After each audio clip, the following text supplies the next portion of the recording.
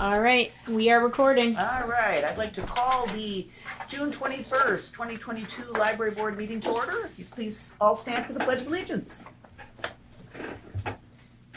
I pledge allegiance to the flag of the United States of America and to the republic for which it stands, one nation, under God, indivisible, with liberty and justice for all. Brittany, would you be so kind to call the roll? Yes. Thank you. All right. Gail. I'm here. Nancy. Here. Alderperson Schrader. Here. Tracy. Yes. Carrie. Here. Phyllis. Here. Tony. Here. Barb. Here. All right. Michelle is excused. We have a quorum. Thank you. All right, how about the statement of public notice for this meeting? This meeting was noticed in accordance with the open meeting law. Thank you so much, Brittany. Public comment. Not seeing anyone here, and then I always have to tease unless anybody has somebody at their house. I don't think we have anyone here, so we can skip that item and go to the consent agenda. I'm looking for a motion to approve the minutes of May 17th and also to approve the May 2022 financials. Tracy, a second? Second. Who wants it? All right, there we go. Okay. Any discussion? Let's see if I have anything here. I think that one big one was in here that you had talked about the last, the 10,500, the fire protection one. Is that the one? Oh, I have that circled. Yeah. And that was a surprise, wasn't it? Or you knew it was coming? The system itself is 22 years old, so it's been getting leaks every now and then. This one was more expensive than normal. But I talked with maintenance and the contractor, and there's really they did not recommend replacing the entire system based on how our building is set up. So, and forgive me, because it says fire protection, I don't really know what this system is. The sprinkler system. The whole sprinkler system, that's okay. So, is the 10 grand, if there are no other parts, is this all labor? It's them getting into the ceiling, and not only the lower ceiling, but they're walking up, in the tall ceiling. They're searching for leaks, searching to make sure that the system can hold pressure, and then they're like cutting new pipes and fitting new pipes in to repair the leaks. So it's the materials and it's the labor. So is this quote unquote routine maintenance on an old system, or was there something that was concerning you? No, I mean, there was, I believe it was not holding pressure. Yeah. And so that's what triggered, we weren't just doing like an annual inspection. I mean, we do annual inspections. Yeah, anyway. This was having a problem that we had to correct. Yeah. Anybody else? Nothing under warranty. No, not after 22 Not years. after 22 That'd be a heck of a years. warranty. Yeah, I barely swung it with my hearing aids for a couple of years anyway. Okay. Hearing no other comments, looking for the vote. All those in favor signify by saying aye. Aye. Any opposed? Aye. No, I guess they both said, I guess we're both okay from at home. Okay. Hearing none opposed, the motion passes unanimously. Okay, President's report. I have nothing, so you may go. Brittany, on your director's report. All right, director's report starts on packet page 12. Oh, let's see here. Summer reading program is humming along, as is the community garden, so that's going well. Just a reminder, one of the great things that you guys can do as trustees is remind the community that it's never too late to sign up for summer reading. Even if the children have missed the first couple of weeks or the teenagers, they can always sign up, and if we have extra coupons, we can always, cover that. And we have an adult summer reading program, which has grown in popularity over the years. And I like to joke with the adults that it's, they keep the packet all summer. It's not like they have to keep running back and forth. If they read one book for 30 minutes, they get one raffle ticket. They could get really lucky. So it's worth it for whatever amount of reading they do. And they've had fun with it over the years. So Our numbers, if you look at number 2, our numbers are wonderful, I think. Almost 4,000. yes. absolutely. Yeah. Do you have any idea in comparison, like what the city of Waukesha, what their library does? Because I've been there when they've been working on their summer reading. So do you have any That's idea? not fair, Gail. I know, but I just am trying to get because I would think we're right up there percentage wise. I don't know. I mean, the all the departments, and certainly the children's department, because of our programming all year long, they do such heavy programming that it creates a lot of good like connection and communication, so that people are very aware of these programs. We had Baylane do school visits, and so all those kids came during tagging day. At the RFID day. So it's really great to make those direct and consistent connections, which I think allows our program numbers to be good. But yeah, I'm not quite sure, like percentage-wise, how that competes. I'd have to I can ask the Waukesha Public Library director and just sort of get a sense. It might be interesting to see ratio-wise to our population. I'd just be curious. I would just correct one thing on page 13 under the updates. You're saying the library furniture has ended. Yeah, I think you mean the sale. It has left the building. Everyone has to sit on the floor now. That is, Thank you. And also, since we're in that neighborhood, the positive impact story, I was just curious, did she get to keep her same phone number and everything too? No. Okay, I was just wondering, because that would have really been something. I know. That was such a heartbreaking story, and I just couldn't believe that that company just cut her off without any opportunity. And it was one of those scenarios where, I tell this to the staff sometimes, and I think I've probably said it to you all, like, if not us, then who? Like, who could this person go to if they don't have family that they can reach out to? And I won't go into any more details, but that was not an option to have a family member come over and help. If there's not a neighbor that they're close to, like, who's going to sit on, and help them with that. So it was a good reminder that she thought to come to the library. Like, that was her first thought. I would not have thought that. I would not have. It never occurred to me. Did she tell you why? Was there a reason why she thought of coming to the library? No, her daughter comes to the library quite a bit, so she drops off her daughter quite a bit. Okay. Well, and we're a resource and reference center, so that's great. I'm glad. Yeah, that was certainly a meaningful moment. I'm glad we could help her. And really, frankly, just a shout out to the Spectrum representative. I've typically not had good experiences when I call Spectrum, but this person was they were so caring and attentive to helping resolve this for this individual. So, nice. And the teen open house was wonderful. It was, it was a great celebration. Saw, several of you there. The teens were very excited. It's good we did it at the end of the day. It was not silent in the library. Except Amanda set me up on the musical chairs. I know, Gail. I was out the first time. When I got to the gap, she turned the music off. So, and Nancy almost was the big winner. Yeah, Nancy. I won't say anymore. I will say this. I wanted so badly to get into the balloon game, and I'm standing on the sidelines thinking, if I got down, I couldn't get up. You'd all have to help me up. So I could put it up against the wall and hit my butt against the wall, and no, they'll laugh at me.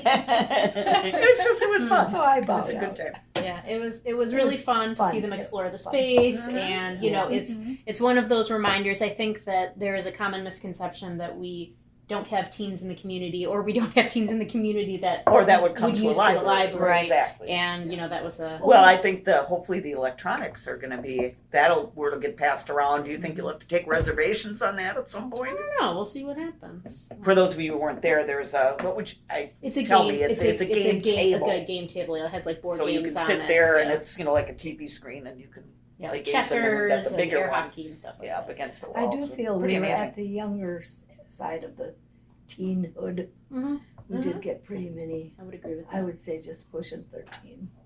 Yeah, I would agree with but that. That's not a complaint. No. They have many years to enjoy the space then. And if they start young, they'll know it's there. Right, yeah. Right. But it was a helpful reminder that Friday that, the hard work that staff do to set up that space, and then the hard work that you all do to consider, the budget and, what projects should we prioritize, and all of that work does. I think you do more work than we do. But anyway. It's all part of it. So yeah. I was going to ask a question. In the young adults section, the last line, Mhm. that there's going to be a mini golf fundraiser. Mhm. Is that only for teens, or is that for everyone? No, that's going to be for everyone. It's going to be, frankly, for anyone who wants to do it. And what the involvement with the teens is that Amanda's going to reach out to the high school Okay. and try to solicit volunteers, and each of them will decorate and design a hole, or they can that work sounds in like fun. teams. Oh, yeah. And then they'll come the day of and sort of manage their hole, and then I think they'll enjoy that. yeah, Yeah. it's going to be fun. But yeah, families, anyone really can sign up to do it. We're going to borrow the golf putters from another library. And I'm have sorry, them where have is them. it going to be? In the library, It is in and amongst the stacks. In and amongst the stacks. Oh, wow. That's kind of what I figured Yeah. when that was going to be here, but how? It's on a Sunday. I wasn't brave enough to pursue that. It just felt like if there's balls shooting up and down the aisles as people are trying to pick out books, that feels like a tad bit of a liability, possibly. So. Yeah. Someone's swinging it. Exactly. Really over-enthusiastic child. Yeah, there's lots. Right. So we'll see. It's the first time we've done that fundraiser. It's in coordination with the Friends. So the Friends are going to be, selling books and possibly doing like a bake sale or whatnot. Mhm. And then, it'll be fun. It'll be fun to try it out. Excellent. That's a good question, Carrie. Thanks.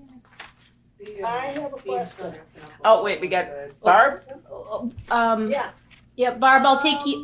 What's up, Barb? About when the Muskego food pantry came, Mm-hmm. is there a way, I really hated to have to miss that, and it wasn't a webinar. Yep. Is there any way we could share with the community what their needs are? Yeah, we can certainly. It might be fun to do like a book display of like food, and then maybe have some like displays or posters or whatnot that sort of list the priorities.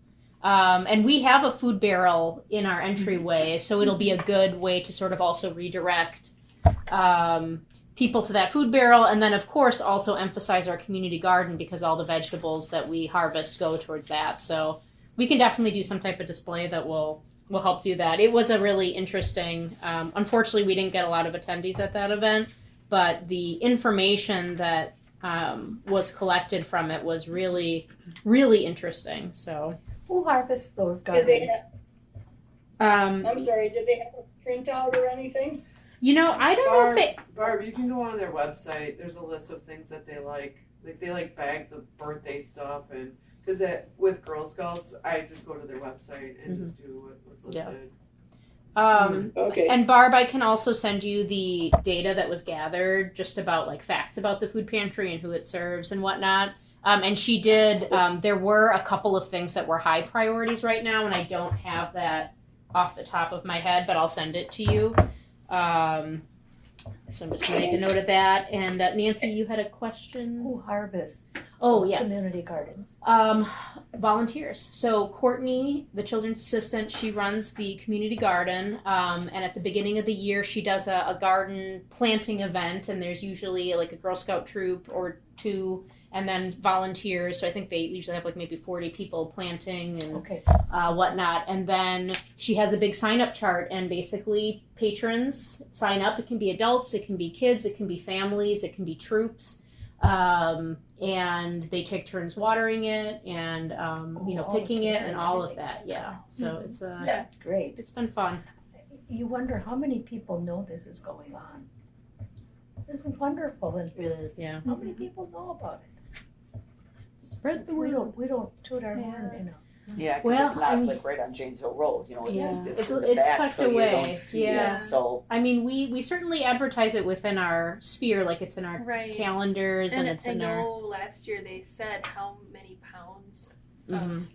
produce they were able to grow. Yeah, it was a lot. Are the volunteer numbers still holding too? Because I know at first they had, too many, if I remember right. Yeah, almost. I don't know what the number is this year, but I know last year we had at least 40 to 60 volunteers Nice. for the community garden for the summer. So, yeah.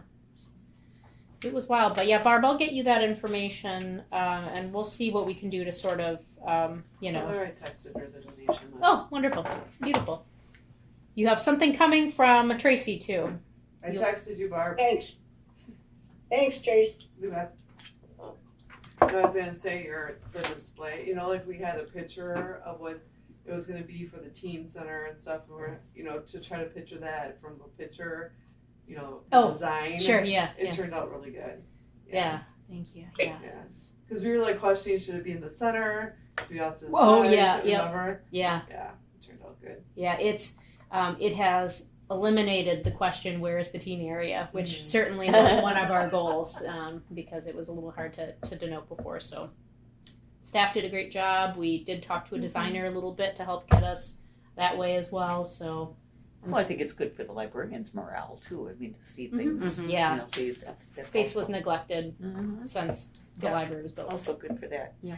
Are you done with your report? Or I can you- am, yep. Because I do have a couple questions on the next page, and I never know exactly if where the statistics It's part of the page report, is it's part of the yours. director report, so And I yeah. have just hopefully two quick ones. Yep. Are you surprised that the canopy numbers are down? Am I reading that correctly? 22 versus 21% change canopy only is down 7.4. Am I understanding that? So, Or has Hoopla just? I should look at the well, stats. it could before be, asking yeah. the So, February, you'll notice, had a huge drop. That contributes, I think, to the question. Oh, there largest you go. percentage drop. That And skews the numbers. Yeah. May, Okay. May as well, certainly, but then, April and March and January were So you're not above our concerned, holding. I guess. That's, No, I'm not okay. concerned. And the interesting thing about Canopy is instead of paying a yearly fee, and obviously the You more pay people use it, usage. the better. It's based on usage, so So it's okay if we have a down month. yeah, it just say it's money that we haven't spent and can use the next time someone wants. So, to and then my other question was to the library visits, and I'm probably going to answer my own question here. 22 versus 21% change. So the total shows down 53%, and then May year to date is up 30.6. So I don't know are you seeing where I am? Yep. Yep. So, because ultimately my question was going to be, how are we doing? We were really rolling before the pandemic Yeah, we were. and had some pretty incredible numbers. Are we starting to approach some of those numbers again without kind of having, there's 2019 we can look at, but the earlier ones pre-pandemic were even better. Well, so 2019 was our highest year. Like when we did our strategic planning year and we looked at the library visitor stats from 2016 through 2019. 2019 was the best. highest. I It didn't was think the it was best. Yeah. Okay. So that 2019 is our peak, and that's why I've left that line on here just so we can Okay. sort of see, where we left off with that. Certainly, 2022 compared to 2021 better. is doing much Yeah, better. But still not So, at the levels no, of 2019. Not at it, no. But if you They're not if you presume too it's an terrible, upward though. trajectory, if you presume, we're certainly headed in the right direction. So. Okay, thanks for I the have- comments on that. I have a couple questions. Mhm. So you're doing a lot of kids programs not at the library this summer. Mm-hmm. Yeah. Are all those kids counted as visiting the library if they're going to that program? Yeah, that's a great question. They will be counted as programming attendees. So certainly their numbers will be in our annual report under programming attendees. Okay. I hadn't really, this is the first time we've done outreach, Right. like this. And so I haven't really thought about whether or not I would take those numbers and add it to the library visit. Let's think about this for a second. Right, because they're coming to your program, but They- they're not going to be They're in not the in the checking out yeah. the books Yeah. afterward. My first unless they reaction come is it's over. not a library visit. That's my first Yeah. reaction, But but I could certainly Then be wouldn't wrong that about include that. the garden people that are planting and harvesting? Those Oh, I was referring to the children's programs that are like at the beach, at the park. well, They're same, doing but the those same thing with the things. gardens. We have people. Can they be counted as contributing? They're on library property, but here's the thing: how will we ever be able to track that consistently? Mhm. And that the gate tracks our library visits. It's not like we have someone Yeah, there with a yeah, clicker. Right. So I think it actually might be challenging to try to piece it together. Like we consistently take numbers like that, but like the garden, we'll never be right where we are. And actually, this is an interesting topic because these library visits they're not accurate anyway, because our public meeting rooms are outside the gates. Yeah. And if you look True. at our public meeting room use for, 2022, so far we have, 402 meetings, not people, meetings. Now, let's just presume that 50% of those people also then come into the library to get a book or to talk to staff or to use a computer. The other 50%, they might have just gone to their homeowners association meeting and then left, or gone to their troop meeting and left. So that's 200 people just January through May that never have been addressed or counted. And I've been thinking about how to do that. There are room counters, like you can put like in the threshold of each door. When I've talked to other libraries, they have found them to not be great quality and fairly finicky. But I was considering buying just one set just to sort of see. But the problem with that is, how do I know I'm not double counting those people, right? Because people go in and out. Just Well, like, if and they someone- always, or and they the always do library then bathroom. too. Right. Yeah. Well, and that's a great point. They always do go in and out, right? Like every time a kid runs to the bathroom and comes back, Right, they're getting counted they're going to twice. get counted again. So the library visit number it's the number we have.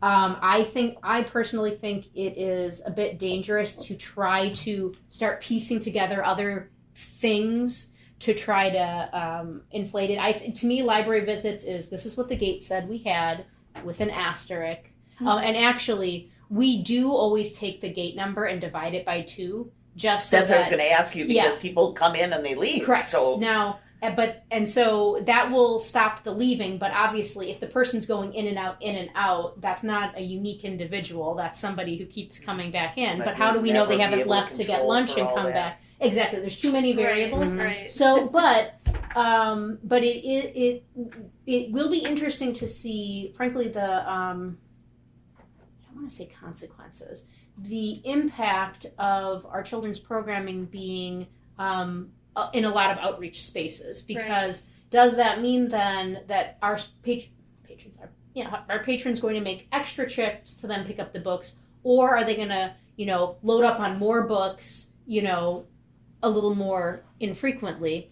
What we have noticed so far from our the outreach programs that we've been doing is that there have been patrons that have been drifting over, right? From Idle Isle Beach today, there were 3 families that were like, I didn't know that you guys did programs like this. We've never attended a program before. So it's doing certainly what we intend an outreach program like that to do. And the question will be, and we are going to do this at the end of the summer, is just to sort of evaluate, like with the patrons, like, what did you think of this? Did you like all these outdoor opportunities? Do you want us to, balance it a bit more? So it's something new we're trying this year, and we'll see. See what happens. Yeah. And on the count on when you the room rentals before the gate. Yeah. Couldn't the person in charge do a count on those every time we rent one of those rooms? Brittany, when I They would reserve could. the rooms, we had to give a number count? of how many. You do. Yeah. Yep. So why it's can't you just use that number? So it's an estimate. Right. So it's what they think, like a homeowners association meeting. They'll say, well, there's 20, units, but maybe only 10 show up. So I would rather put a people counter in the room and try to gauge it adequately, because otherwise we are guessing, pretty wildly about that. Yeah. I could take, we have meeting room use, like how many meetings. We could provide an estimate on this annual report, like adding up those estimates, but I don't know if I would feel comfortable putting it on the annual report. But if you guys were interested in sort of getting a sense of how many people the meeting planner thought would attend, we could certainly do that as a number. So, Do you feel you need it? Do you feel you need that? It was pretty accurate. no. Yeah. I mean, obviously, the more accurate. How do I put this? These numbers show that people love the library. In actuality, and that it provides a positive impact to the community. Obviously, we provide more impact than what these numbers show because we don't have an exact accurate count. So in theory, it's to our benefit, obviously, to have the best exact count possible. That being said, I want the number to be accurate and I want it to be manageable. Like if we're constantly trying to scoop up all these different numbers, we have so many meetings in a week and so many programs, the question is the return on investment on, that additional data collection, worth it? It's a number with an asterisk for certain. Just thinking out loud here for a moment, how important is it that you're counting each individual versus how many times they go in and out of the library? Am I making sense? Because you're going to have a big blobby number if you're catching everybody going in and out and back and forth and whatever, but is how important really is that? I mean, could you do a new measurement, meaning just library activity instead of library visits? Might that be a way to kind of include everything? And still keep library visits. I'm not saying get rid of that. Yeah. But is there another bigger way of kind of just grabbing traffic? I think maybe is the better way to put it. I mean, when you look at, if we talk numbers, and we don't have our programming numbers listed here per month. We see that at the end of the year in the annual report. But we capture our numbers in a couple of ways. For the annual report, library visits is one. We've started doing Wi-Fi usage, right, to sort of show how many people are using the computers, the Wi-Fi, I should say. We count public computer use, the sit-down computer use, so we count that. We count program use, so how many people are attending programs. We count meeting room use, how many times are the public meeting rooms being reserved. But not the count inside those meetings. Correct. So I would say that the only part of our library services that we're not capturing is how many people are using the public meeting rooms. Other than that, we have a good sampling of, if you said to me how many programs have we done and how many people attended, we can say that. How many books were checked out, how many people generally visited the library. We have all those numbers. So I can certainly look into a good way to track how many people were in the public meetings. I can look into that. Because if you track traffic, the hard part is that you don't know the average number of ins and outs that somebody does. If you add that variable in place, then you just divide it by your big blobby count, and then you would have the number of people. Well, and actually, I'm not saying things even out perfectly, but you have somebody that goes in and out and in and out, but then you also didn't count the 40-person quilting club that came. I'm not saying it evens out perfectly, but it probably levels out a bit to, not saying in general. This is a good idea either, but another solution might be to put a counter in the front doorway, instead of having it where it is, because then you would pick up meeting rooms and everything else. So that is true. I don't know how a weather variable would be an issue with that if people but could you put it on the inside of the? So there's another entrance though too. I'm sorry? There's another entrance. The side, and no number will be perfect. Nope. The one challenge is, so right now our counter is built into our security gates. And when we get our new RFID gates, that's going to continue to be true. It would be incredibly expensive and not cost effective to buy another set of gates and stick it in that other set of doors. And we couldn't put it in the front set of doors because then people could just go out the side with their materials.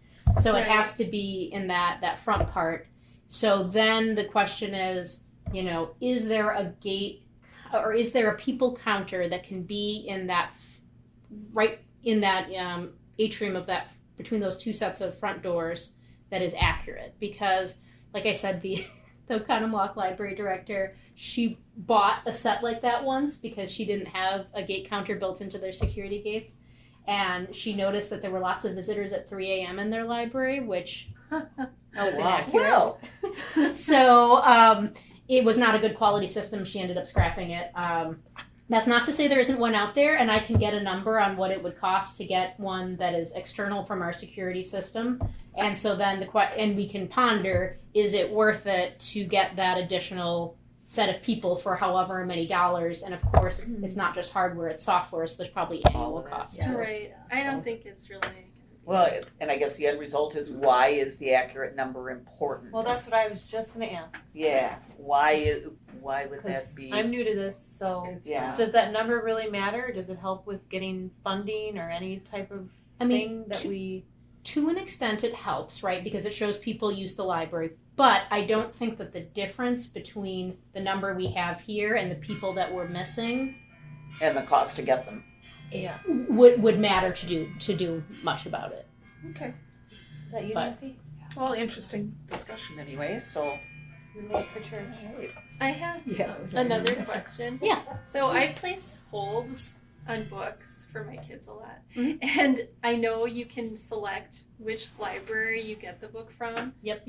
It's like an extra couple clicks probably to get that. Yeah. Does it matter if I get from our library or if I just say I'll take whatever library has it first for me? I mean, does it help our library if I always check out from our library? Oh, interesting. No, because the circulation number, the count, goes to wherever it's checked out. So Okay. if you So as try, long as I pick it up here, there you go. it counts for us. Okay. Yeah. I was just curious because I was like, I hope I'm not messing up our numbers. Yeah. because No. I'm No, you're requesting not. stuff. No, and Okay. we encourage that. That's the power of the system. Is that we Okay. can- yeah, we Again, want you that to probably just, comes out even ultimately too. Yeah. Okay, anything else on those things, or should we move on? good questions. Next agenda item is unfinished business, and seeing none, I think we can move directly to new business, unless you have objection, Brittany, there's nothing there. So the first item up for discussion is the 2023 library operating budget, the first read. So, this is just a discussion tonight. So the board always gets an opportunity to look at this budget twice. That's because, you look at it first, you may have some initial questions, but you also may get, think of things like you often think about the library, I'm sure, on a Sunday afternoon.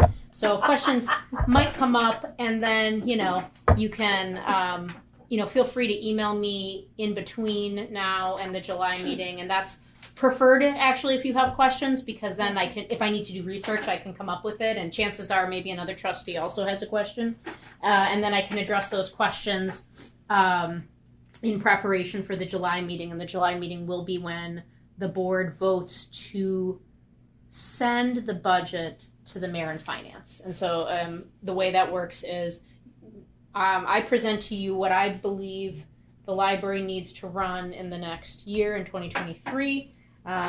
We talk it out. If you guys have any questions, concerns, make any adjustments we need to. And then you vote to send it on to the mayor and finance. Mayor and finance take a look at it because they, of course, see how all the pieces fit together. Where does this request fit in, in conjunction to what the police department needs and what DPW needs and what Parks and Recreation needs.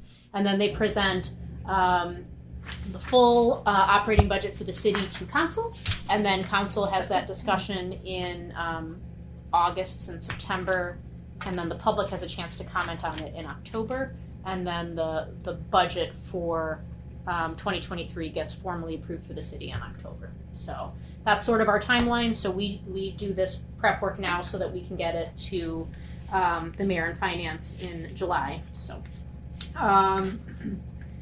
operating budget. So what you're going to see is going left to right, there are a bunch of numbers that you can ignore.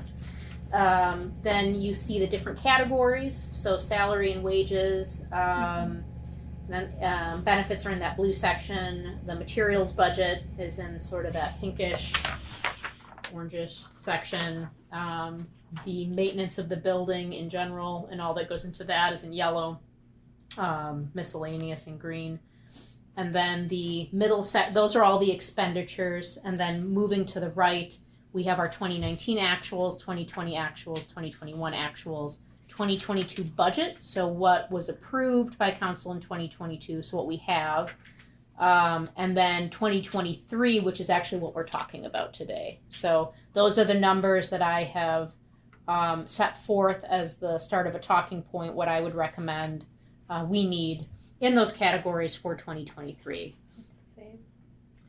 And there's comments in the far right column. So, for example, I think I heard something about the same. So for the blue section, you'll see the comment says that the 2023 it currently reflects the 2022 budget. We just copy and paste I was it. going to say, so it's the same as 20.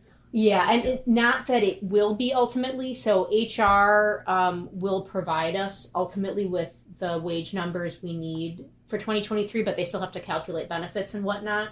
So those numbers get provided later. Gotcha. So, and then I have other comments. So anything that's in parentheses for the over under budget, and I'm sorry, I think actually that column where it says over under, that should say 2022. So And apologies. the reprioritization, I didn't see those dollars put back in any particular place. So are they just hanging out there to be reprioritized at some Oh point? no, they're going to offset the computer charges account. Because that 132%. So that, yeah. So that I was cutting in other areas to try to compensate for the fact that we need to do some major computer upgrades, and so I was trying to offset that increase where I could. Brittany, do you think you could put, I don't know, asterisk or something on the items that you don't have control over? Because, like, I think housekeeping services that went up by 10 grand in 2 years is astounding, but I don't think you have any control over the housekeeping services. Well, you added the additional day, but that was in the first year, so I don't know. Yeah, let me. But Okay, that's a 33%. so we're looking at housekeeping services. That's the yellow section. Let's see here. So it was 35,000 So- in 2019, and then it went to 45. Yeah. You're Yeah. budgeting 45,000. Yep. Which is a $10,000 rate, which is a 1/4% of it. I don't know. It just seems, but I don't think you have. I don't know if you have control over the housekeeping company. I think it comes from the The city, cost right? of everything is going up. Yeah. No. But the numbers are the honestly, same we from don't charge this 2022 much to. money. No. So Tracy brings up a good point. So there are certain areas that have increased. So housekeeping services, we used to not clean the building on Fridays before the pandemic, and it was always a bit of a gross stretch to get us to Monday. So basically, the library would be cleaned Thursday evening, and then it would not be cleaned Friday. So the building would be used on Friday. No one was there to replace the soap, scrub the bathrooms, clean the toilets, replace the toilet paper, vacuum, any of that. And then the building would be used on Saturday, same thing, and it would get pretty unfortunate towards the end. And then they would come probably on Saturday evening or Sunday to clean for Monday.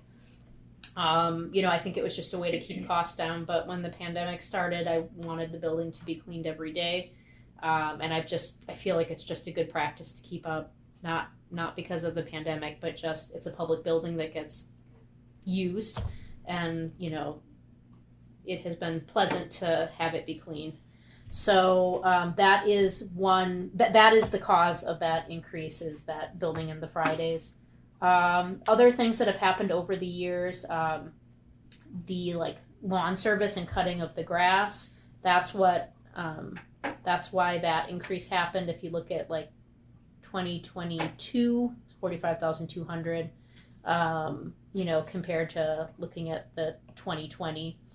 And again, that's just, Tracy, this is kind of connected to the email you and I talked about earlier. Right, about the website. It used to be that the city just had one big pot for all lawn service, and they decided to divvy it out amongst all the departments. And it really is a good thing overall, because then we truly know what it costs to run the library. Otherwise, if it all comes from the same place in the end. It comes from the taxpayers. It comes from the city. It's a helpful reminder to have that discussion. It's not like the library is we're just constantly trying to, raise our rates. We're not doing fun things with it. We're trying to, obviously maintain the building and the property. But it does make sense to have the expenses that we need to run this building in this budget, because this is the operational budget. So that was another one that, I mean, I get that. I just think that you should, like like I brought up the website thing. Yeah. We get charged for the website, but yeah, we don't own it. Like the Yeah, city we don't- owns it. right, You know, like so. right. But we're paying it up. Same thing with, you know, the housekeeping stuff. We don't get to bid. Like we could put in having to bid, you know, for here, but we don't because it's covered all over there. So it's like somehow I think we should say we don't have any control over what we pick here sure. for some of the stuff. Yeah, well, and I do get what you're saying. I mean, There- lobby equipment, you get control over. City's not going to tell you you don't need a computer or you don't need a printer. That's your control. Yeah. But there's some stuff that's not our control. Yeah, and but there's also benefits to that though, because I'm guessing that they're able to bid at a more effective rate than If you we try to would do it be alone. Yeah, solely. yeah. And or maybe we couldn't, but maybe the quality of the company wouldn't be as good, or maybe we couldn't have it as consistently. They coordinate all that. The city does on our behalf, like the schedule. They follow up with, you know, they do assist us in this way. I agree with you that it's helpful to sort of have this, you know, sort of reminder of that there are some areas that we can't control. This is the number we're given. But it really, I do think it is to our benefit to, you know, be able to consolidate those services or be in Like sort the of a life cooperative. Insurance, you can't pick the life insurance, can you? Nor would I want to. Okay, but that's something or the health insurance Yeah. coming from the city. Yeah. I just feel like we could somehow identify what's city and what's library, like what's yours and what's theirs.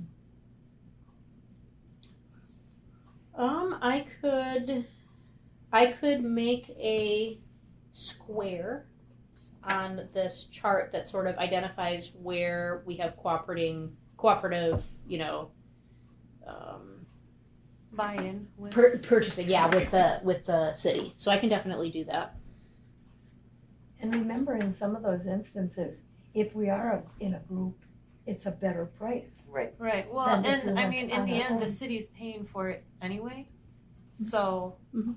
I don't see really I'm just wondering what the benefit of. It sounds like the only thing that you have control over is the days the cleaning people come. You can't pick the cleaning place, but you can Yeah, I mean, You they could- ask, the city asks for our feedback. They say, how is it going? Are you having any Sure. issues? So we certainly have input to give on that. So And those then- are almost just fixed costs in a way. From Right, like the you city don't have any for being- control over your budget when it's coming from their budget. Right. That's what I'm saying. Right, but I mean, it's So not they're- like we're yeah. paying They're for paying something it, that they're then doing. They're also getting the package deal on getting the service. Right, but As she well. has no control on her budget to say, I wanna pay for a cheaper No. cleaning company. You Yeah. have no Right. control. But So then it's why would like- she want to micromanage have the cleaning company when it's already handled and done? Like that's I Well- get that, but I'm saying this is her budget and she's setting this budget, but yet there's things on here that she has no control over. So Right. some of the big But ones. I- like- but I So think it's that- like, I but- feel like you need to identify what you have control over and what you don't. Right. You're saying because if we say, okay, these numbers look great, send it to the city, and the city says, oh, sorry, we're not going to give you what you would like. I mean, yeah, the city, again, this is just a proposed budget. They certainly could say no, and we have had to make cuts the last couple of years, as all departments did. I do think we come out. It's to our benefit to have these cooperative agreements, and you know, the city does know that because it's the same across the board. You know, the police department, you know, has that. We all do this, Right. so it's not like it's a unknown fact that that this is the way that it works. But I think it works for us. We if the hourly rate that you'd have to pay me to take all these things out to bid. You know, it's not worth it. I'm not saying get rid of it or anything. I'm just Yeah. saying you have no control Yeah. over Yeah. that budget. Right. So Right. I get putting it in the budget, but Yeah. you can't change it. Well, there's always fixed costs So- in a budget, and Right. I think the city is also aware that those are fixed costs too. I don't think. It's just hard to, I mean, if an outside person from the city, you know, one of our taxpayers came to look at this, I don't know if they would understand that there aren't some things that you get to decide. I don't know, I just think it's good to be transparent, especially when it comes to money, that if there's some way to just say, you know, this is a co-op with City city or provided something, I don't know. Cleaning or whatever, or. Because there's certain things on this list you have no control over. And they're big ones. Well, and to be clear, we could decide to do it ourselves, True. but I beg you not to. Well, I don't know. You know, I'm looking at these. I Are don't you an recommend expert that in at all. negotiating health insurance? I mean, you're very good at doing library things, Yeah. but you know, is that outside the But- wheelhouse of what you know to do? I guess No, that would that's not the. be. That would not And be. then the there's policy. learning curve and more And this time. is the same. And I gotta be. I'm sitting on a couple of different boards now. Mhm. It's the same on all of them. it is. The Yeah. city's paying for things, and it's on. You know what I mean? It's. But it should be identified. Like, I feel like it Well, should be maybe acknowledged. yeah. Just I'll find a way to. because maybe it would be an education for everybody to see what really Mhm. is out of our I mean, control. and It really- doesn't change it probably, but And you know, we're sort of or the way that we're looking at it is people may not realize we don't have control. The other way to look at it is look at what the city's providing for us. Well, I was Here's just an gonna say, I asterisk think of what the both city is ways. doing for us. Right. So. I think people do kind of assume that we are, like I said, now as I'm an alderman, I think people do kind of assume that we are being mindful with their money, and we are with all different, entities in Muskego shopping the best healthcare that's going. You know what I mean? You know, you're on the school board. You know they. I think. I mean, hopefully, like on our budget, like stuff that's coming from the state, it says it comes from, it's not like in our budget. It's in our budget, but it's not like identified as we made this money and this is what, you know. okay. So, I I see don't where know. she's coming from too, but maybe just some way of identifying. So Yeah, maybe that would be. let me see what I can do to note that. I mean, there's clearly, I mean, you could go through this list pretty easily and say, yeah, I set this limit, the print materials, the audiovisual. That's you, right? Right. That's not the city. So, I mean, there's just certain things that Okay. aren't. So is there anything else that, because I'm assuming what you're looking for is some very broad feedback from us, if we have any, if there are any, you're Yeah. looking for some direction from us, or just, I don't know what direction we Well, can provide for you. To entertain questions and concerns, certainly. The one thing that I kind of wanted to just call out, because the computer charges account was obviously a big increase, I just wanted to explain that a little bit. We are going to be, the public computers that the library has, they're still on Windows 7. Which, exactly. Exactly. Is that even supported anymore? no. Yeah, I didn't think so. So we have deferred that as long as we can.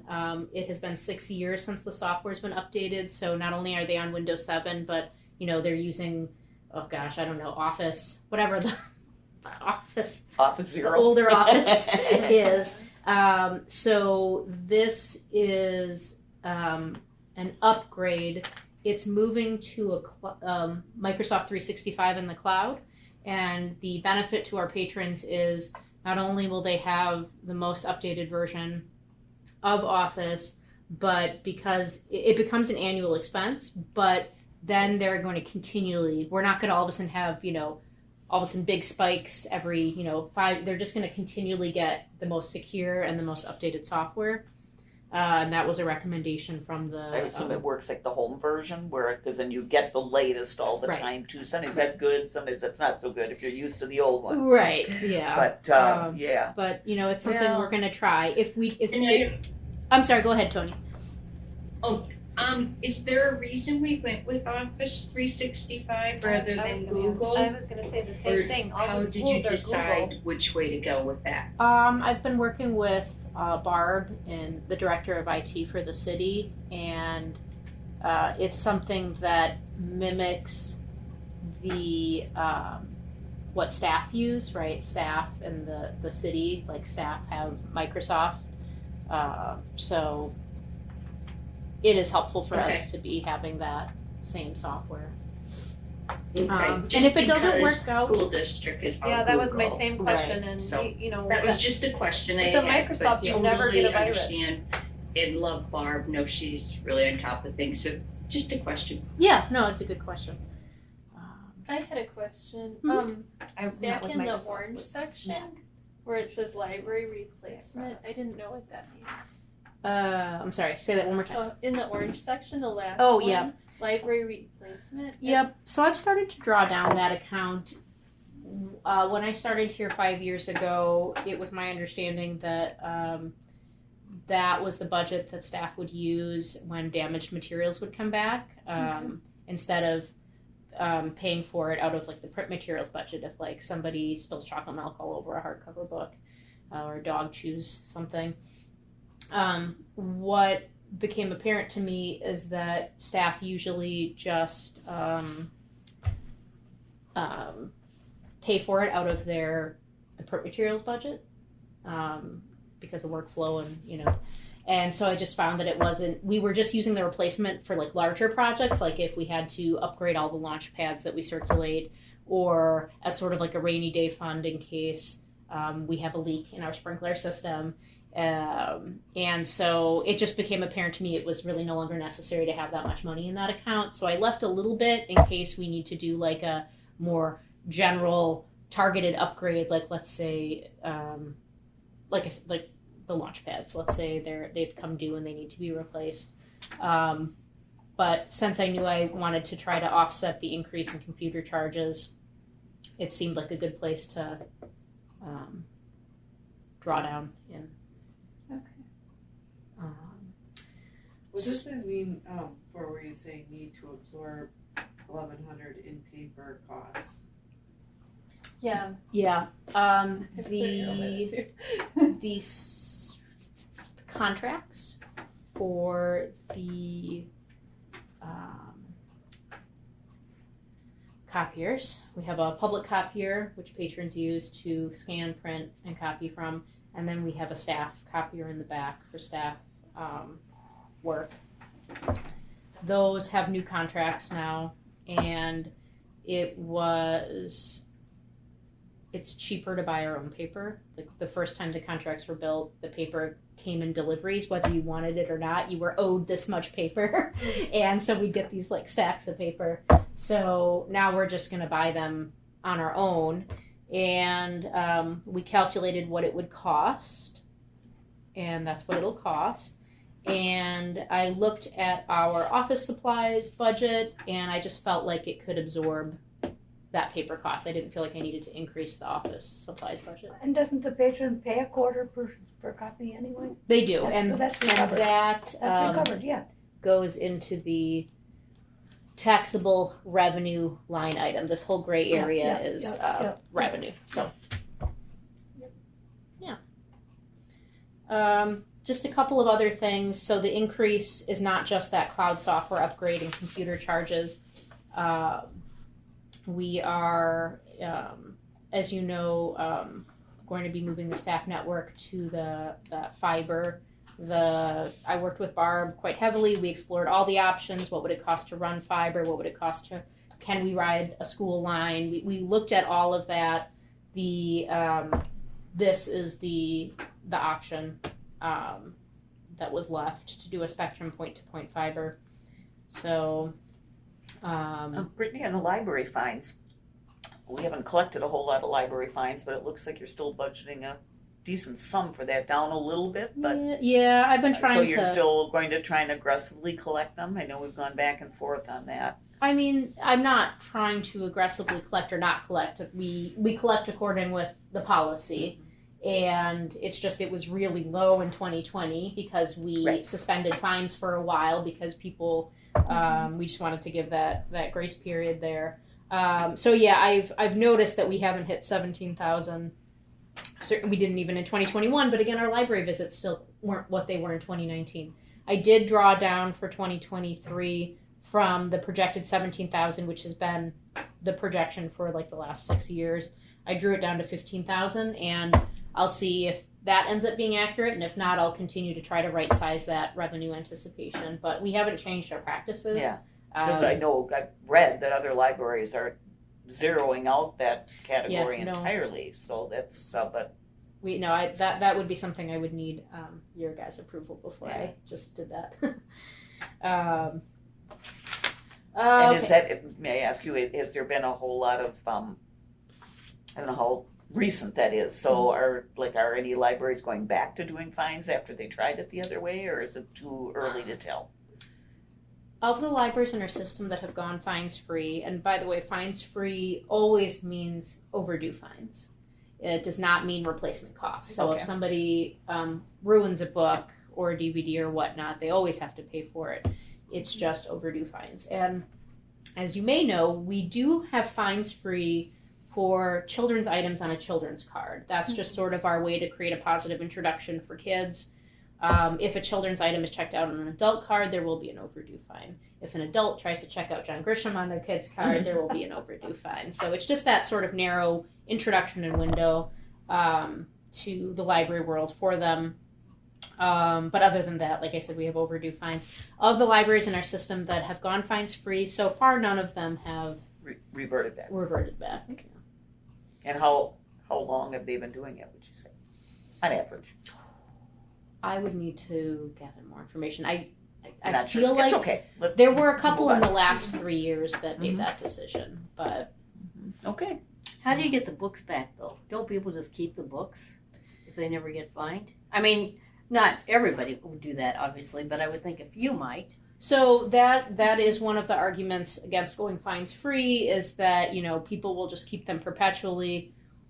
What ends up happening, I think, is that you basically get to the date that it's overdue, and instead of the overdue fines accumulating, you send them a replacement bill.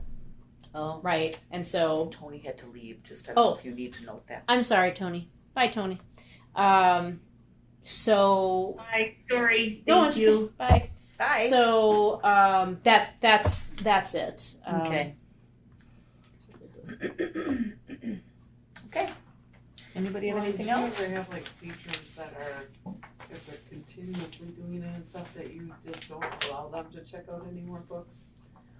I would think if you got to a point where they are habitual that it just doesn't seem there right to. there are some patrons whose cards are permanently blocked, Okay. but I wouldn't say that we've ever denied someone access who continues to make good on their account, right? We have people who constantly forget, but they're always paying their fines, they're always resolving their account. There are some people who took stuff and never came back, and certainly they're in our memory banks. Okay. This is long that exists. That's good. It I'm does. fine with that. Yeah. There's one patron in my last library who I still hope their account is blocked. And that's speaking as someone who loves getting library materials, but they really wronged us, and that's all I'm going to say about that. Library karma will get you. So not to harp on the computer charges, but the one other thing I want to mention is the city switching to .gov. So there's some costs for they are? email licenses there. Actually, we just switched today. All today was our emails getting switched over. If you email my .org account, it'll forward for a year. But eventually, my email will be... it's a compliance thing for the city and for, what do you call it, malware insurance, cybersecurity insurance, and things like that, being at a .gov. It's pretty standard for... cities. I don't necessarily see the libraries at .gov. I see it more as a charitable as a .org. But yeah, but we are a city department. I understand. So it's kind of an image thing. Yeah. I don't see it necessarily that way, but one person's opinion anyway. But anyway, so my summary on the computer charges is we have a few of those projects. Like I said, the software upgrade for the public computers, the fiber, the email licensing, but we are also saving a bit of money, and I know that $13,000 doesn't look like we're saving money, but because we are going to the cloud software upgrade and the fiber, we are subtracting $5,900 in other hardware and or software costs we normally would have had to support those other older products. So again, I'm not saying that 13,000 is a great number, but just know that we also, it's not all. Not as bad as it looks. There you go. Not as bad as it looks. Thank you. That's what I was I trying to have say. a question. And So, Don- are the computers, they're able to handle this upgrade then? Yeah, good question. So the computers may look a little boxy, a little, mid 2000s on the outside, but they actually just had, okay, I'm blanking on the hardware. Oh no. I know things about computers, but Some more RAM. hard drive? The I think they hard drive upgraded the RAM and the hard drive in the past couple years. And so Okay. that really extended the life of those computers. So yeah, they'll be able to handle it. But Okay. that would be an unfortunate Right, surprise. yeah. Surprise! Yeah. Now we're buying new computers too. Yeah. Yeah, so other questions that I can answer about the operating budget. Okay, then. Hearing none at the moment, what would you like us to do for you? There'll be another, what do you plan on changing, if you plan on changing anything? Is there a second read, or do we go right to whatever the next step is, or? Yeah, so I took your feedback. I'm gonna find a way to make the notations on the areas that the city helps support us with the cooperative purchasing. So I'll make sure that I find a way to notate that. Other than that, I just want you all to think about it. If there's any questions between now and July, like I said, send me an email, ask me those questions. That way I can prepare answers for you. Because in July we will be looking to make a vote, and so in July will be an action item to vote for this budget. And of course, at that meeting, someone could say, we move to approve the budget, but, increase the telephone budget. You know what I'm saying? Like, those adjustments can be made at that meeting, but, obviously the more we can have an efficient discussion, to respect everyone's time, the better. So, just keep thinking about it between now and July and let me know if there's anything you want me to get back to you on. Oh, I just noticed net city support for library. There is a line item. Is that kind of what we're talking about here, but no. needs itemization, or is that The net city where I support. am? Everybody, as you see where it says revenue total and then net city support for library towards the bottom there in the white white section. Yeah, so the net So- city That's what we get. Yeah. the net city support is basically the expenditures minus the anticipated revenue, and that ultimately is what the city anticipates they'll have to pay. But are you saying you would want her perhaps to itemize those numbers? Is that kind of what you're looking for, so she can have some guidance? No, on she's it? looking for the expenditures. Yeah, so I'll make a The note in the expenditures okay. that where the city takes certain services out to bid, but we pay a portion of it. Mhm. I'll make a notation of So where that's those not things considered city support for library. Okay. No, well, the net city support is just like, let's say the city wanted to say, well, how much are we, are we going to end up spending on the library? Mm-hmm. You could look at the expenditure and think, oh, it's about, $1,355,750, but there's a lot of revenue coming in as well. Certainly not enough for us to break even, but Okay. the city could look at that and anticipate like, oh, it's actually only, air quotes, going to be $1,177,000. So it's more, to acknowledge that revenue is coming in. So Okay. But- Great.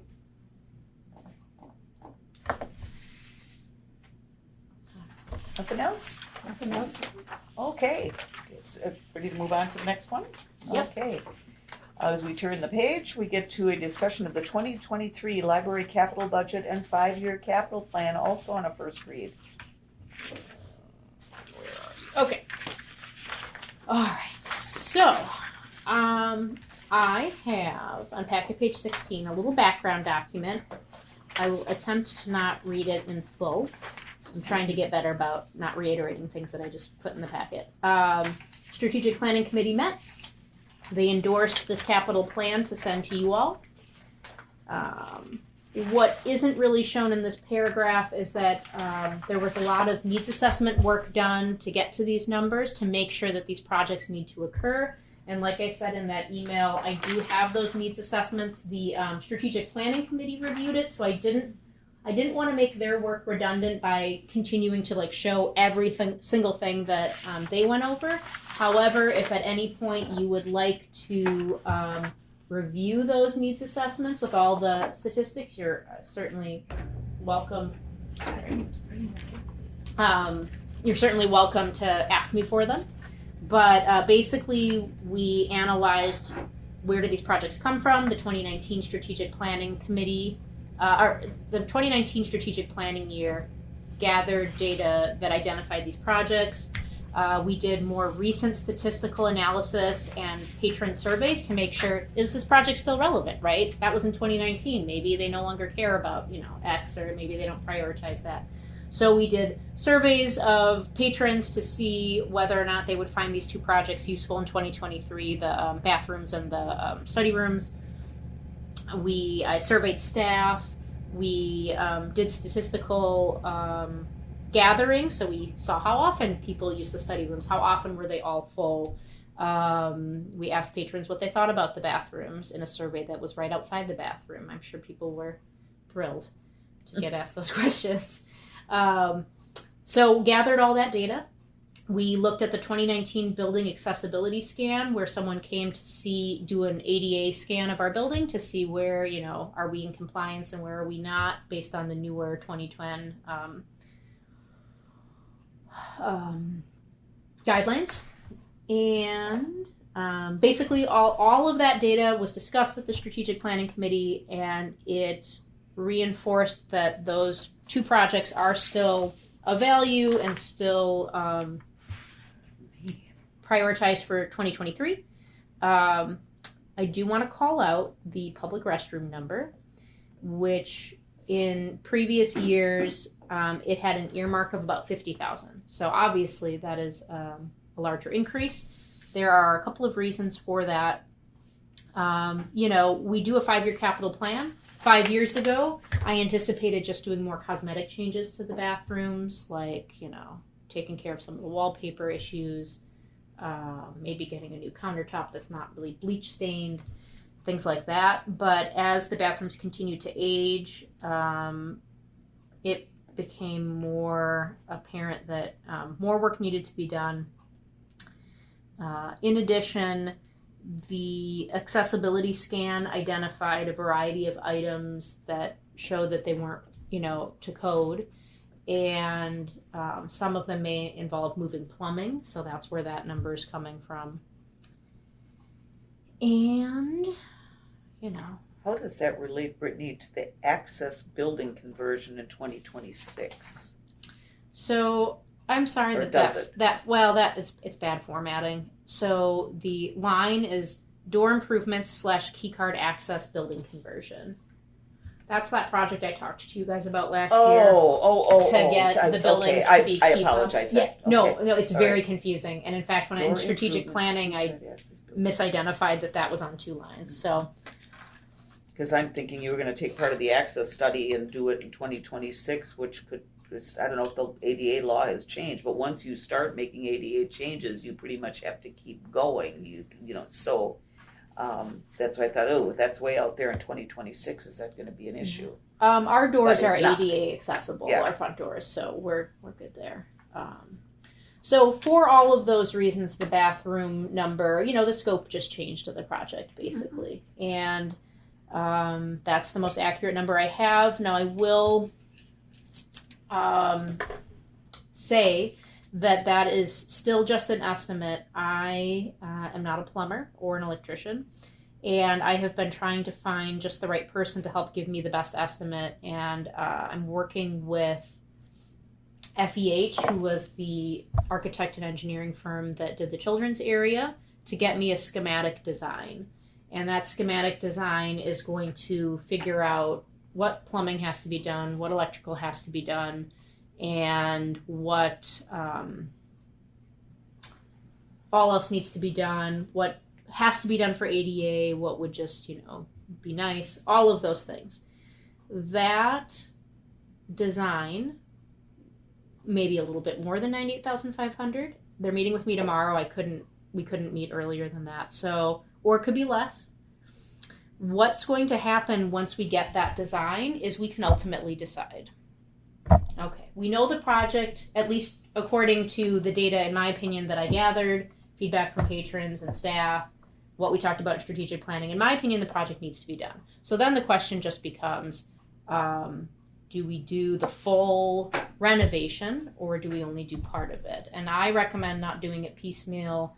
If you're starting to carve up and around it, it's 22 years old. It's the last part of the building that hasn't been touched. So in my opinion, I think we should do it now. You've seen our library visits. Those bathrooms do get used heavily. So A couple of quick, I'm assuming men's and women's room, first of all. and the Okay. staff restroom. And the too. staff. It just more And cost then what are efficient we, to do. I don't know how the men's room is constructed, but in the women's room, of course, there's that area that's basically empty space between Yeah. the first door and the Yeah. second door. How, is there a plan, will that be utilized in a different way, or? I don't know. So that's why I wanted the architect to come. So I thought that space was for tornado shelter. I don't remember I thought that was ever. the purpose of it. And I that mean, makes sense, there's no glass. There's the bathrooms in general Yeah. are tornado shelter, Yeah. and certainly that added space. I don't know if they were originally designed. I mean, maybe they were originally designed as part of that. Yeah, I've often wondered if that was also just designed so that you don't walk fresh into the bathrooms off of the. But the problem is then you have two sets of doors that people have to struggle through when they have small children or a Right. walker or a Well, wheelchair. I know we talked about having some kind of baby station in there, Yeah, and we do have different kinds There of is a things baby like that. station. So yeah, but utilizing that area better. Yeah, whatever so that means. I'm hoping the architect can give some Well, feedback Greg would because. probably know. I mean, why? So this is Greg's company. Oh, yeah, FEH Design. FEH is Yeah. Greg's company. Yeah. That's right. Okay. Do you think if they're coming here for the bathrooms, they can also give you a quote for the study room? So they're here. yeah, so I actually went with the design. I kind of put my eggs in two baskets here. FEH is expensive. The schematic design is going to cost $5,000 just for the design. And I know that's expensive, and I know it was a hard pill for me to swallow, but I came to a point where I could not move this project forward. I would not have been able to figure out what plumbing was needed, I couldn't do that. So they're going to give us these design plans, and the benefit is if we decide to move forward with the project, that's the design that we can use to take the project to bid, right? Because we need design plans drawn up to take to bid. If we decide we're going to hold off a year, the design plans will be there ready when we want to take it to bid. Or like, let's say, there's not enough capital money and that project doesn't get approved. Then, we can hold on to those plans. If we decide to do the project piecemeal, which again, I don't recommend, we can always target just parts of the design plan. So it's a bit of money, but we had to spend the money to actually figure out how to renovate. But the other part of that is Greg knows this building. So, I mean, that's, he's the original architect, is he not? From That's what I thought, Durham. So that's probably a savings in there that we don't even know, because that's he knows helpful. the building so well. Yeah. So, So- but I know those they are hard able things do to the swallow. study room? Oh, so I put my eggs in two baskets. I went with the MKE design, the people who helped us with the YA area, to do the study rooms. I had already been finishing up. We had already been in communication to finish up the YA area, so I was able to move that conversation right in. But they're really busy, and so I met FEH at a conference, and I thought, let's get you started on this schematic design. And plus, there was a lot of engineering, lots of plumbing and stuff, and I know FEH is great at that, so I got them started on that. I was able to then have MKE Design work on the design estimate for the study rooms. I just got that document yesterday, and she thinks that the study rooms, MKE Design, will be about $48,000 to $52,000. So kind of in there. Probably in July, you'll see me tweak that up to $52,000. She still has to assess the fire suppression part of it. And that will cost something to make sure those rooms could have, And forgive me, but where are they going? I don't remember. Where the business center That is, okay, that corner, that's because kind of then all the that study seems rooms will be in logical. one It's area. adjacent, so Yeah. yeah. Okay. So, basically, long story short, I do think the project should be done, and I have lots of needs assessments to share with you if you'd like to see that in between. Those numbers will be tweaked a bit after I finish talking to the designers for both those projects. And then the other projects in the subsequent years are projects that will look familiar to you if you've been on the board in previous years. These are the same projects that came out of our original strategic plan, timed in accordance to how long we think the parking lot will last, how long we think the roof will last. And I left 2027 blank because it's a strategic planning year next year, and why make up projects when we can talk to the patrons and really figure out if and what we need. So I didn't see the value in. And I did have a couple of patrons approach me about an outside bench. They have to wait for a ride and they stand. Yep. And so they said, next board meeting, would you please bring up a bench? You know what? I have a magazine in my office, and I'm trying to decide between a couple of chairs right now. So you tell them, Nancy, that I am. We're working on it. I am on it. She's on it. I'm just trying to figure out how to not get it stolen. If you all remember. Table. What happened with the table? I got bolted into the cement this time. Brittany, So. can I just remind you again, and I know I've said this years and years ago. Yeah. Can you just make sure the city knows that we have this shed project so that when the Eagle Scouts go to the city and ask them for a project to do, that could be taken off your list. Mm-hmm. Yeah. Because the one just created this great, I don't know what kind of wall thing it was at the Historical Society thing. I and know. I mean, that's the same kind of project that Absolutely. this shed would be. And you know what the sad thing is? I was in the running for that Eagle Scout. Oh. He interviewed me and he interviewed the Parks and Rec department and he chose them. I need to make my projects But more we did interesting. get the flag box, so. We did get the flag box and that was great. So absolutely. Yeah. I actually have a small list of Eagle projects. Okay. And I was actually thinking, why should I wait for them to come to me? We host, scout troops here all the time. I was going to start to put some more proactive feelers out to do some of these things and some of the landscaping. So I appreciate that. That's on my. I'm going to work harder this time to nab one of them. Oh, So. what about the women's club too? They about ready to. I saw them this weekend, so you didn't come to the Menopause musical. That's what I did. No. Anyway, so I was with them this weekend. Anyway. That's a sidebar conversation. Yeah, that's the capital plan. So again, You something survived your first ponder. meeting as chair. Of course. Look who's. I told you. We worked together. Okay, next item. Discussion public comment policy, also a first read. Yep. So as you know, one of my goals this year has been to go through all of the library's policies, update them as we need to. This is actually a new policy that I'm suggesting. It's one that I've been thinking about for quite some time, ever since I sat in some council meetings. And one of the things that council has is a policy for public comment or public comment guidelines, just to make sure that the meetings are run efficiently, productively, so that people have opportunities to speak, things like that. And so I borrowed a little bit from what the city already has.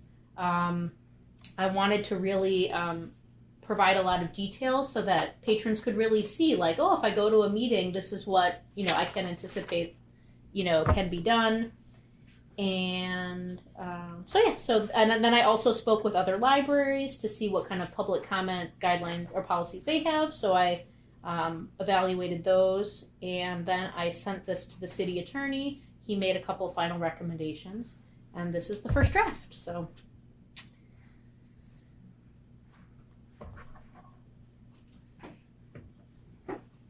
Anyone have any comments? I mean, the biggest I thing think it's about pretty ours straightforward is and it just- kind of mimics what. Yeah, you just want to make sure that they're talking about what's on the agenda and not going off on a tangent. well, and so one of the let me see here. That's the biggest thing that we have a problem with. So okay, it said if you It's pretty common everywhere, though. The school board can kind of the get a speaker. little fun.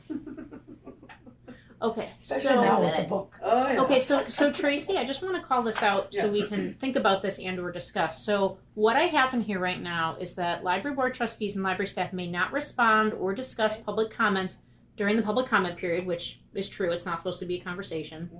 If the topic appears on the agenda during the business portion of the meeting, the comments may be addressed then. So I haven't, at least in this draft, I haven't said that they, in theory, as this stands right now, they can show up and talk about something that's not on the agenda. It's just, it won't be discussed at all in the meeting. Now, the city, and I'm not sure what the school board does, the city has a policy that people can only speak on public comment on something that's already going to be on the agenda. That's how And with so- the school board. that's how Okay, it and is. I can certainly add that I line think you in. want to if- add that. Otherwise, Not it's just that gonna be, And I've been on this board for 4 or 5 Chaos. years and Yeah. no one showed up Yeah, yet, but it could be. you never know. We So- never know. We could run into an issue You someday. never know. Yeah, and I Just- did see that on obviously on the city's policy and on a couple of other policies. Here's my question, and I'm not like arguing at all, but it would be helpful for me to have this answer. How does a member of the public address something with like the full board or the council? Like if it You won't get come it, up. you get it onto the agenda. Yeah, prior they to the email agenda you or coming they out. email one of Got us to it. get it onto the agenda. Got it. Okay. Yep. All right. Okay. Yeah. You guys want me to? If that's Add that? if that's the custom That's and the practice standard? here, Yeah. I Okay. would think we would want to also do that. Thank you. I was hemming and hawing about that, so I appreciate you guys, Yeah. perspective on that. I will add that. You'll be happy to have that. Has it happened since you've been here? No. I've never seen. Have you ever seen? anyone We ever did show have up? a father and son come in. That was before my time. I think. don't remember why, to be honest with you, but I remember. We had someone attend Oops. once virtually during COVID. Oh. They didn't say anything; they just attended. But okay, I will You make. sure it wasn't me? Just kidding. On so many different lines in the hospital. I don't know. I feel like no one is better than you, Tracy, at being able to figure out how to be like 3 places at once. It's a skill of yours. All right, I will do that. Agenda.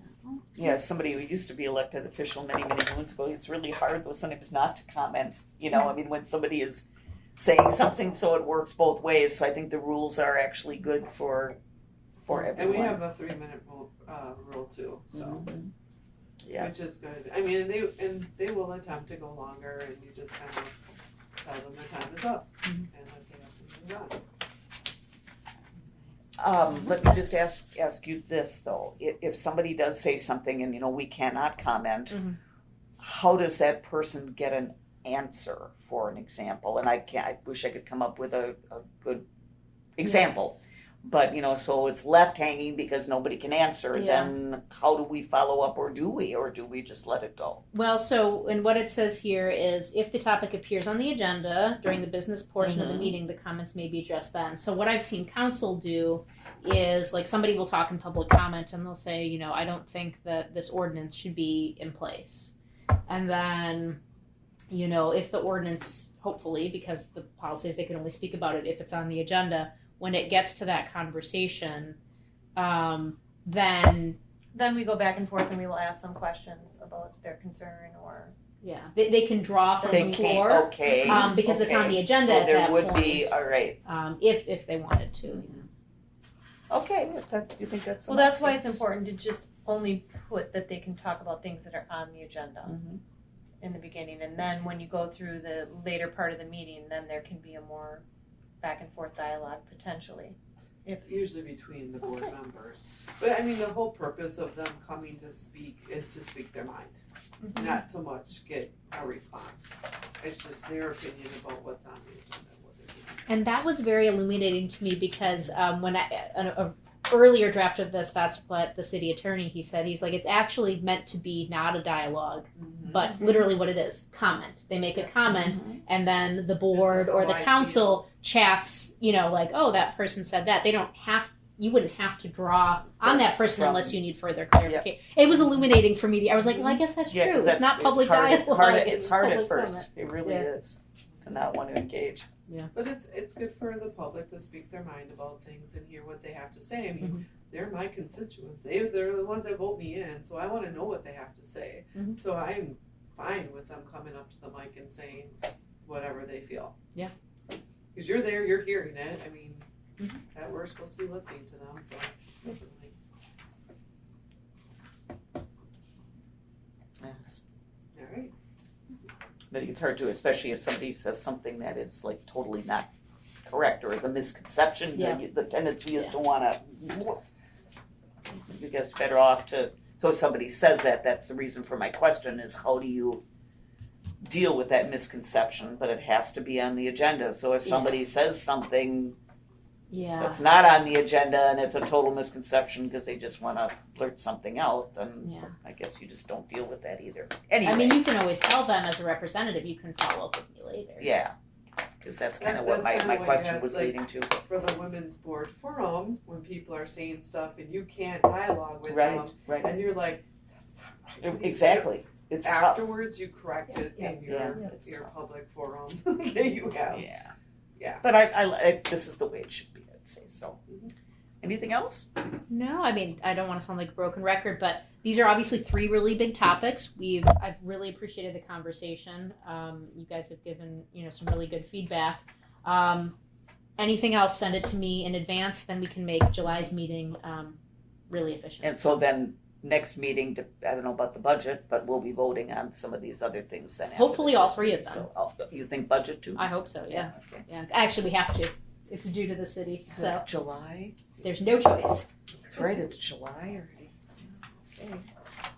That's right, July 19th. It looks like we have I'll call it a final item, even though we have another one after that. It's discussion and action you are asking for Gosh, here I forgot about on the this. approval of library closure dates for elections. Yes, there is an election in August and one in November. Last November, the city had requested, nope, not last November. Was it last November? Couple Novembers ago. Can't remember, doesn't matter. The point is, the city anticipates that these are going to be very well-attended elections, and they inquired if we could close the library again on those 2 days to ensure that there's enough parking space for people to vote. And I think there was also another anticipation that possibly, like, I was watching the election in April, and the lines were weaving back and forth in the hallway, Yes. and they're like, in it November. was a very long wait. Yes, and to your I don't Not a know. very. Well, and of course, this wouldn't make it any faster for the line to get through. But I think the concern is if the November election is very well attended, which they anticipate, and if that line snakes even further, then people are waiting out in the cold, and Right. so then then the line could back up into the building, basically. Okay. So So the library would be open, but not to patrons, if you want to call it. yeah, we Yes. wouldn't be So they're circulating. planning on Yeah. having it the same, that so many wards are all here. Yeah, I do not think that anything changed in terms of there was no still redistribution. planning Yeah. on And So- what staffing requirements would there be then to make sure that everybody Well, is? I have to talk with. There's usually poll work. I mean, the Yeah. poll workers. I don't know what you need to do for staff. Yeah, Well, but so I would have to but- talk with Sharon about that. If they don't need the interior of the library in August, I'm just going to have it be a tagging day. Staff will report as usual, and we're going to get to RFID tagging. It will be helpful.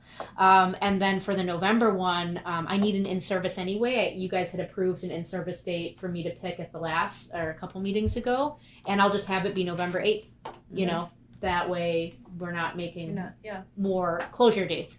If they need to open into the interior of the library, I'm just going to have to think about that, because given that people will be in the building and have access to the collection, I'll feel like I'll need someone sort of posted. That's never happened before. It hasn't. I just want to prepare for eventuality. So I'm asking, the city would find it of value for us to be closed. Part of the reason I'm asking is when I chaired District 7, we had to make sure like there was a automatic keypad to get in. At the time, it was at the fire station. It wasn't Yeah. at Tudor Oaks. Yeah. So how would the poll workers, for an example, to me, there has to be somebody from Yep. the library staff there to, if everything goes inside. So That's- they get let in the morning to the first part where Yeah. the public meeting rooms are. The interior of the library is still locked until staff get there. Like Mhm. DPW and maintenance let them in, Okay. and they set up. We reserve the public meeting rooms for them on like Thursday and Friday and Monday, so they're able to set up everything and then secure those rooms. So it's all set. So that's how it works, and then staff I was arrive. wondering more about the inside, if you have to go inside. If they have to go inside, That- then you'll figure it out. I sure. will need to staff it Yeah. appropriately. Okay, so what do you need us to do? Vote to approve the closure dates for the elections as if the city continues to recommend Well, it. And Look for a motion to approve the library closure dates for August and November. or do you- November 8th and August 9th. hey, yeah, you got it. Is there a motion to approve? on Aye. this? No, you go. Motion to approve. I'll second. Okay, thank you. Any discussion beyond where we were at? Okay, hearing none. All those in favor signify by saying aye. Aye. Any Aye. opposed? Oh, I always forget. Thanks, Barb. Any opposed? Hearing none, motion passes unanimously. Okay, the final item prior to adjournment is communications and miscellaneous business is authorized by law. Anybody have anything? Hearing none, we can move directly to adjournment. Looking for a motion to adjourn. Motion to adjourn. Thank you. A second. Second. All set. All those in favor, please signify by saying aye. Aye. Any opposed? Hopefully not. All right, we are passed unanimously. My Fitbit says 6:31. That's what we got.